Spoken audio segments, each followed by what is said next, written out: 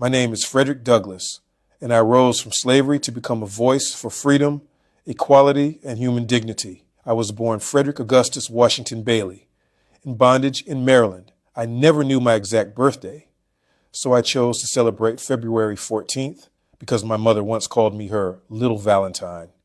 My earliest memories are marked by separation, taken from my mother as an infant and later from my grandparents. I knew my mother only in brief nighttime visits. Before dawn, she would be gone again. That loneliness shaped me, but it did not defeat me. When I was sent to Baltimore as a young boy, my life began to change. Sophia Auld, the wife of my enslaver, started teaching me the alphabet. Her husband quickly stopped her, warning that education would make a slave unfit to remain one. In that moment, I understood a powerful truth. Knowledge is the pathway from slavery to freedom. Though forbidden, I secretly taught myself to read and write, learning from neighborhood children and from any scrap of print I could find. Books opened my mind and strengthened my resolve. Slavery tried to break me.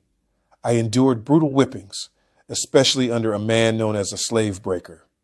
But at 16, I fought back.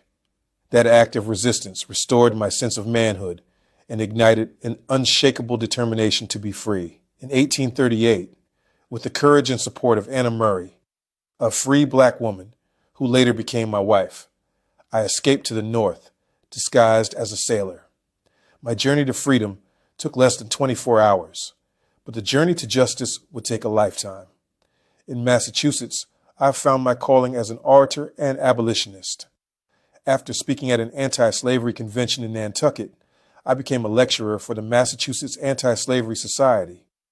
I told my story across the United States and abroad, even traveling to Ireland and England. There, supporters helped secure my legal freedom. Upon returning home, I founded my newspaper, The North Star, in Rochester, New York, declaring, "Right is of no sex, truth is of no color.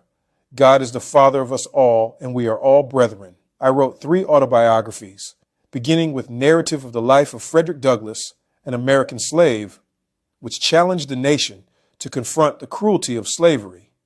I stood not only for the freedom of Black Americans, but for women's rights, labor rights, and the dignity of all oppressed people. I believed America must live up to its promises of liberty and justice.